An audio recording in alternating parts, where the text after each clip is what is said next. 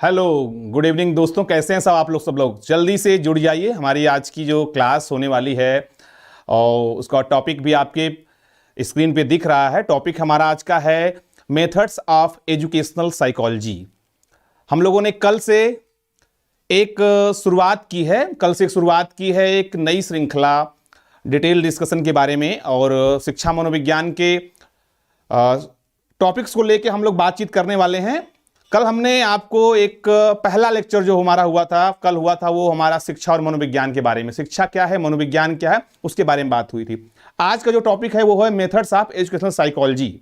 शिक्षा मनोविज्ञान की क्या विधियां हैं उसको हम लोग देखेंगे, कैसे शिक्षा मनोविज्ञान के क्षेत्र में इन विधियों का प्रयोग किया जाता है, मेनली पर्पज क्या होता है, किस लिए इसका उपयोग किया जाता है, इसके बारे में देखेंगे।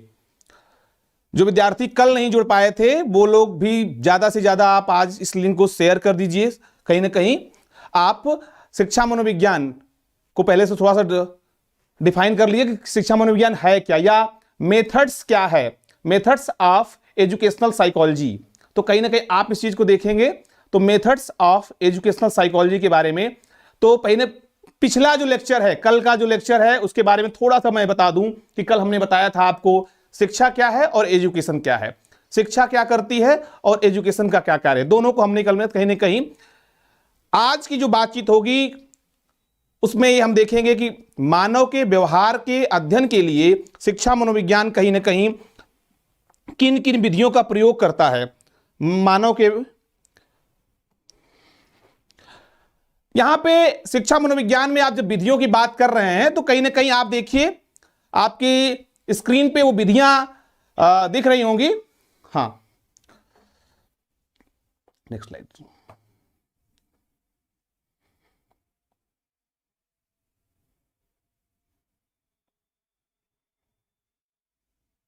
चलिए आप देखिए स्क्रीन पे आपकी शिक्षा मनोविज्ञान की कुछ विधियां हैं। अब बेसिकली होता क्या है आप इसको देख लीजिए। व्यवहार के अध्ययन में प्रयुक्त की जाने वाली विभिन्न विधियों के प्रयोग को ही शिक्षा मनोविज्ञान क्या करता है। जो व्यवहार के अध्ययन के लिए जो विभिन्न विधियां होती हैं शिक्षा मनोविज्ञान उसका कहीं ना कहीं प्रयोग करता है। अब आप देखिए यहां पे मेथड्स ऑफ एजुकेशनल साइकोलॉजी में पहली मेथड जो हमारी होती है, कहीं उसको अगर हम कैटेगराइज करें तो हमने बताया था आपको, कहीं ना कहीं आप देखिए कि मेथड्स में ऑब्जर्वेशन विधि के पहले आप देखिए introspection method, observation method, experimental method, differential method, clinical method, case study और साइको एनालिटिक है, वो एनालिसिस नहीं होगा, एनालिटिक होगा, मनोविश्लेषण विधि। आप इसको देख लीजिए। तो कहीं ना कहीं अगर आप इसको कैटेगराइज कर लीजिए, पहली विधि जो है मेथड ऑफ ऑब्जर्वेशन, दो तरह का ऑब्जर्वेशन होता है। एक को कहते हैं इंट्रोस्पेक्शन, इंट्रोस्पेक्शन को हम कहीं ना कहीं अंतरदर्शन विधि भी कहते हैं, और एक्सट्रोस्पेक्शन को हम क्या कहते हैं, अवलोकन विधि। अब यहां पे देखिए बहिर्दर्शन, दो तरह की विधियां हैं। दूसरी विधि जो होती है हमारी उसको हम क्या कहते हैं, प्रयोगात्मक विधि, प्रयोगात्मक विधि में एक्सपेरिमेंटल मेथड कहते हैं।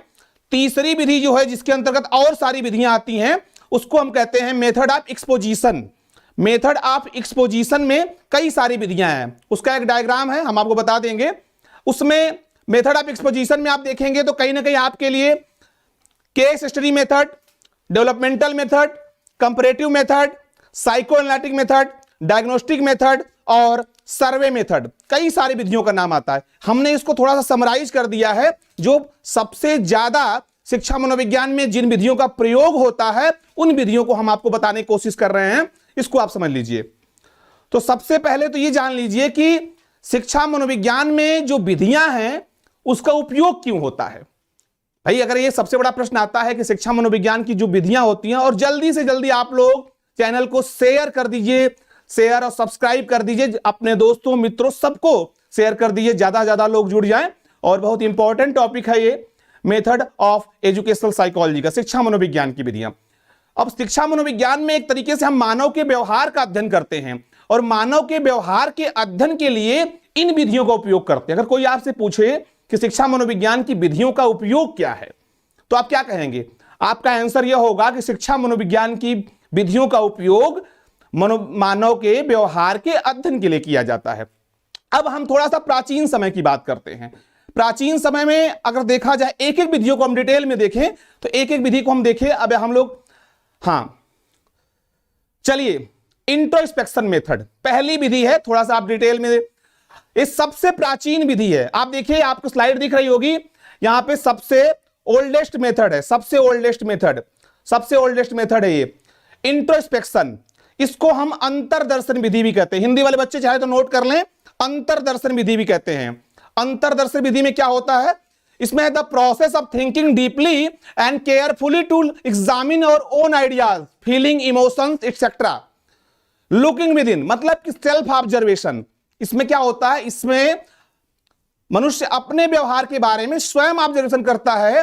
कहीं ना कहीं इसके लिए हमको किसी लैब की जरूरत नहीं होती, नो लैब रिक्वायर्ड, सबसे सिंपल मेथड होता है। यह सबसे प्राचीन विधि है।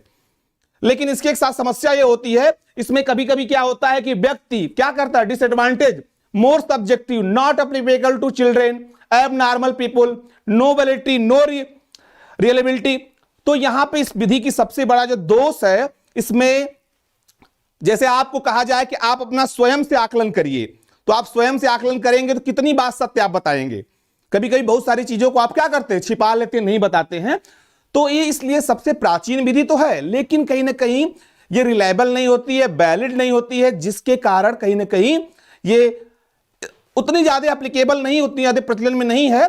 इसलिए ये हमारी सबसे पहली विधि है। दूसरी विधि को अगर हम देखें, दूसरी विधि हमारी जो है उसको हम कहीं ना कहीं ऑब्जर्वेशन या कह सकते हैं निरीक्षण विधि हम कहते हैं। अब इसके अंतर्गत एक्सट्रोस्पेक्शन जो आता है, the act of watching somebody carefully specially to learn something. दूसरा, perceiving the behaviour as it is, जैसे planning, observation, recording, analysis, interpretation, इस तरह की जो चीजें होती हैं, टाइप्स ऑफ ऑब्जर्वेशन। कहीं ना कहीं ऑब्जर्वेशन का ही एक मेथड ये भी है। ऑब्जर्वेशन के अंतर्गत हम क्या करते हैं, इस विधि का उपयोग करते हैं। ऑब्जर्वेशन मेथड में निरीक्षण विधि हम जैसे कहते हैं ना, एक तो होता हमारा इंट्रोस्पेक्शन, एक होता हमारा एक्सट्रोस्पेक्शन। एक्सट्रोस्पेक्शन में हम क्या कहते हैं, कहीं ना कहीं बहिर्दर्शन चीजों के बारे में जानने की कोशिश करते हैं। चलिए आगे चलते हैं।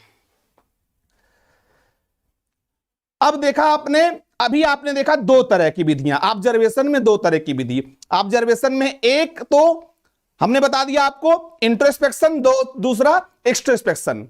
ठीक है, ये दोनों ऑब्जर्वेशन की मेथड थी। अब ये हमारा एक्सपेरिमेंटल मेथड है। जैसे एक्सपेरिमेंटल मेथड में क्या होता है, experimental method, it is considered the most scientific and objective method of studying behaviour acts या फैक्ट्स कह सकते हैं। ठीक है ना, it is considered the most scientific and objective method of studying behaviour facts. जैसे प्रयोगात्मक विधि के लिए क्या होता है, जैसे कहीं ना कहीं मान लीजिए उसमें हम क्या करते हैं, सबसे पहले हम उसमें एक प्रॉब्लम लेते हैं, ठीक है ना, फिर क्या करते हैं, परिकल्पना बनाते हैं, टूल्स बनाते हैं, तो बहुत सारी चीजें हम कहीं ना कहीं अप्लाई करते हैं। अब यहां पे देखिए इसके मेरिट्स क्या हैं, मोस्ट रिलायबल, वैलिड, यूटिलिटी, कहीं ना कहीं एजुकेशन, यूनिवर्सल मेथड्स। अब आप देखिए इसके डिमेरिट्स क्या हैं। डिमेरिट्स में बहुत सारा बड़ा लेंदी होता है, टाइम कंज्यूमिंग, एक्सपेंसिव, इस तरह की जो चीजें होती हैं। अब कहीं ना कहीं इसको हम थोड़ा सा डिटेल में देखेंगे एक्सपेरिमेंटल मेथड को। एक्सपेरिमेंटल मेथड कुछ स्टेप्स हैं जिसके बारे में मैं अभी बता रहा था आपको, आप इसको देख लीजिए और इसका स्क्रीनशॉट भी आप ले सकते हैं कि कैसे हम किसी प्रयोगात्मक विधि को करने से पहले या किसी मानव के बारे में जब हमको जानना है तो एक्सपेरिमेंटल मेथड में किन किन चीजों का प्रयोग करते हैं। सबसे पहले हम प्रॉब्लम क्या करते हैं, प्रॉब्लम को आइडेंटिफाई करते हैं, देन हाइपोथेसिस, परिकल्पना का निर्माण करते हैं, ठीक है ना, प्रयोग, data collecting, analysis, conclusion, verification, इस स्टेप से हम फिर आगे बढ़ते हैं। ये कहीं ना कहीं हमारी प्रयोगात्मक मेथड की जो स्टेप्स होते हैं, हमने बताया भी है आपको और आप इसको देख भी सकते हैं, ये स्टेप्स होते हैं, ठीक है ना, प्रयोगात्मक विधि में। अब दूसरी जो हमारे अब दो देखिए, शिक्षा मनोविज्ञान के अंतर्गत हमने आपको बताया पहले कि कहीं ना कहीं एक तो निरीक्षण विधि होती है। निरीक्षण के अंतर्गत दो तरीके के, एक होता है हमारा क्या होता है, एक इंट्रोस्पेक्शन, एक एक्सट्रोस्पेक्शन, दूसरा प्रयोगात्मक, तीसरा जो मेथड है वो डिटेल मेथड या कह सकते हैं उसको कहीं ना कहीं एक्सपोजिशन मेथड, विवरणात्मक विधि। उसके अंतर्गत बहुत सारी विधियां हैं जिसको आपको देखना है। उसमें एक विधि आपकी है क्लिनिकल मेथड। जैसे क्लिनिकल मेथड को हम क्या कहते हैं, डायग्नोस्टिक मेथड कहते हैं। तो डायग्नोस्टिक मेथड में आप देख सकते हैं, this method is used in studying patient who suffer from mental and behavioural disturbance, use for diagnostic and treating problem case, ठीक है ना। इसमें आप क्या करते हैं, देखिए उपचारात्मक विधि को हम कहीं ना कहीं क्या कहते हैं, रेमेडियल मेथड भी कहते हैं, क्लिनिकल मेथड भी कहते हैं। अगर डॉक्टर की भाषा में कहें तो, आप क्लिनिकल भाषा में कहें तो उपचारात्मक विधि कहते हैं। अब यहां पर आप देखिए, इसमें हम क्या करते हैं, physical examination, case studies, psychological test करते हैं। ये इस विधि का जो सबसे बड़ा एडवांटेज होता है, जो कहीं ना कहीं स्पेशली डिप्राइव्ड बच्चे हैं और सबसे कहीं ना कहीं इस तरह की जो चीजें होती हैं। हाँ बिल्कुल बेटा, रौनक राय, पीडीएफ मिल जाएगी आपको, हम आपको लिंक शेयर कर देंगे लास्ट में क्लास के, तो आपको पीडीएफ मिल जाएगी बेटा। मेरिट्स क्या होती है, स्पेशली डिसेबिलिटी जो बच्चे हैं या कॉम्प्रिहेंसिव स्टडी के लिए हम इस विधि का उपयोग करते हैं। इसकी डिमेरिट्स क्या है, ये विधि बहुत बड़ी होती है, ब्रॉड होती है, कास्टली होती है, इसके लिए एक्सपर्ट की जरूरत होती है और कहीं ना कहीं रिलायबल और वैलिड कम होती है। ये तो क्लिनिकल मेथड हो गया। आपको अगले मेथड की तरफ चलते हैं, केस स्टडी मेथड। देखिए आप ये सोच रहे होंगे कि कहीं ना कहीं कोई एक दो विधि हो सकता है कि इसमें मिस कर रही हो, जैसे हम बता रहे हैं ना, इसको हम कहीं ना कहीं मेथड ऑफ एक्सपोजिशन कहते हैं, विवरणात्मक विधि। उसमें जो स्लाइड्स है हो सकता है आगे पीछे विधि हो जा रही हो, उससे परेशान मत होइएगा। केस स्टडी मेथड, जीवन इतिहास विधि, ठीक है ना, ये सबसे आज के जमाने में इस विधि का उपयोग बहुत ज्यादा ही हो रहा है। कहीं आप देख केस स्टडी, बार बार आप सुनते हैं एक कोई केस स्टडी, केस स्टडी क्या, केस होती क्या है केस स्टडी? इसमें कहते हैं complete systematic and intensive study person, या इन कभी कभी समस्या के बारे में डेप्थ में जब अध्ययन करना होता है तो हम यहां पे केस स्टडी को अप्लाई करते हैं। जैसे अब इसमें कैसे हम केस, कहां से, अब भाई मान लीजिए कोई एक समस्या है, तो मान लीजिए कि बालक है, मान लीजिए उसकी कोई एक समस्या है, जैसे मान लीजिए वो क्लास में उसका मन नहीं लग रहा है या कोई उसकी पर्सनल समस्या है, उसके लिए आपको उसके पेरेंट्स से, टीचर से, जहां से मेथड डाटा कलेक्ट करना होगा, उसमें पूरे जीवन में उसके मित्र, दोस्त, सबसे डाटा आपको कहीं निकला, तो पर्सनल डाटा, घर से, उसकी डेट ऑफ बर्थ, उसकी एड्रेस, उसकी फैमिली हिस्ट्री, उसकी एजुकेशनल बैकग्राउंड, उसकी पर्सनल हिस्ट्री, उसकी सोशल हिस्ट्री, इस तरह की जितनी भी जानकारी होती है, कहीं ना कहीं सब कुछ हम जब कहीं ना कहीं इकट्ठा करते हैं, जीवन के बारे में जानने की कोशिश करते हैं, उसके बाद किसी रिजल्ट पर जब पहुंचते हैं तो हम कहीं ना कहीं क्या करते हैं, तब हम जीवन इतिहास विधि का प्रयोग करते हैं। चलिए आगे बढ़ते हैं। मनोविश्लेषण विधि, एक तरीके से आपने पढ़ा भी होगा, फ्रायड को पढ़ा होगा, तो मनोविश्लेषणात्मक विधि के प्रतिपादक कौन है? सिगमंड फ्रायड, जिसने इड ईगो सुपर ईगो दिया है। साइको एनालिटिक मेथड, मनोविश्लेषणात्मक विधि, ठीक है। अब इसमें क्या करते हैं, study of the unconscious mind, मतलब कि मनोविश्लेषणात्मक विधि मानव के या बालक के अचेतन मन के बारे में अध्ययन करके हम उसके जानने की कोशिश करते हैं, उसके मन में क्या चल रहा है।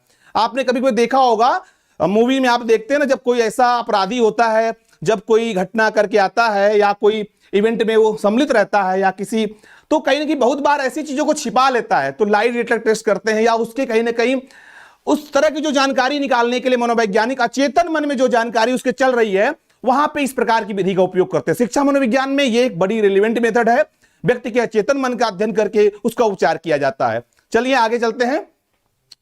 एक हमारा अगला मेथड है डेवलपमेंटल या जेनेटिक मेथड। देखिए ये भी एक शिक्षा मनोविज्ञान का प्रकार है, विधियों में आता है, डेवलपमेंटल एंड जेनेटिक मेथड। इसको थोड़ा सा देख लीजिए आप लोग। इसको हम विकासात्मक विधि भी कहते हैं। जैसे विकासात्मक विधि का मतलब, this is a scientific approach that aims to explain growth, change and consistency through the life span. या कह सकते हैं कि developmental approach study a wide range of theoretical area such as biological, social, emotional and cognitive processes. कहने का मतलब, जैसे इसको हम जेनेटिक विधि भी कहते हैं और विकासात्मक विधि भी कहते हैं, दोनों कहते हैं।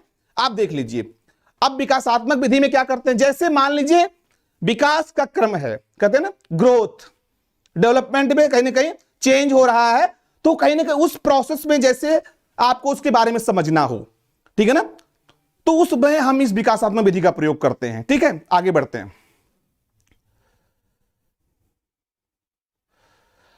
तो अभी इसके बाद हमारे पास एक दो और मेथड है, जैसे हम उसके बारे में चर्चा करें।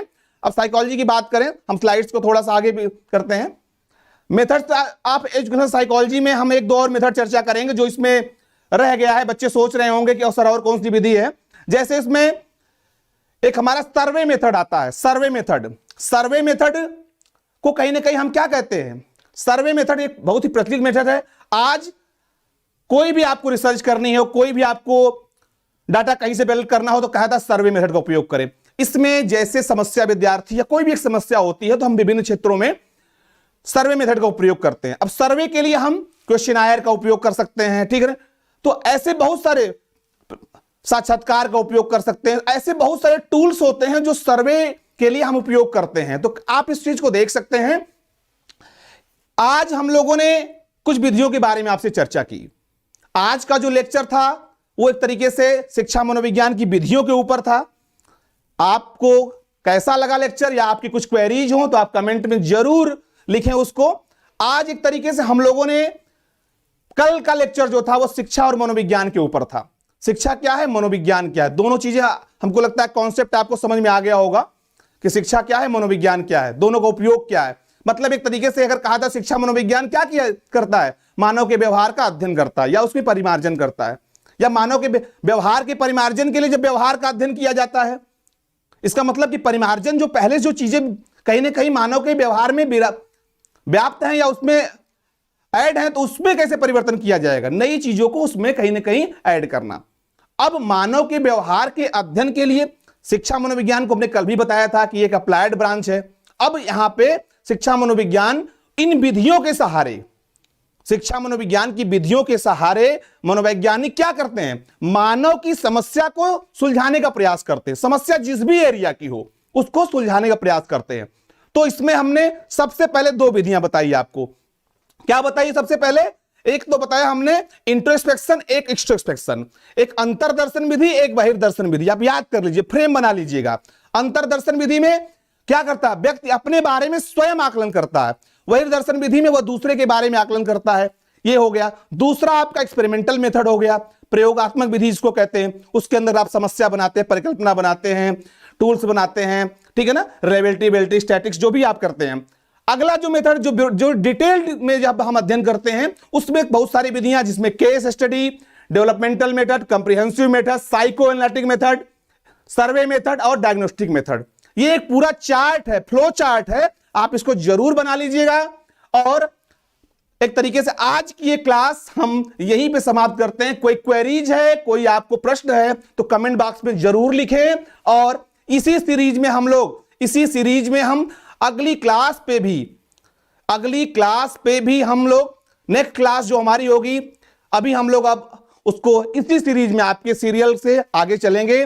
तो ये हम आपसे अपेक्षा करते हैं कि आप ज्यादा से ज्यादा इस चैनल को, लिंक को शेयर करें, सब्सक्राइब करें, और आपके कमेंट्स का हमें इंतजार है। और आपको आज की क्लास कैसी लगी कमेंट बॉक्स में जरूर लिखें, और कहीं ना कहीं हम शेयर जरूर कर दें, आप जरूर शेयर कर दें। आपके शेयर और सब्सक्राइब, लाइक्स ही आपको हमारे कहीं ना कहीं हम लोग का उत्साहवर्धन करते हैं। एक प्रयास है कि ज्यादा से ज्यादा लोगों तक इसका फायदा मिले और आप कहीं ना कहीं लाभान्वित हो सकें। और चलिए आज की क्लास हम यहीं पे समाप्त करते हैं। आप सभी को नमस्कार, गुड इवनिंग।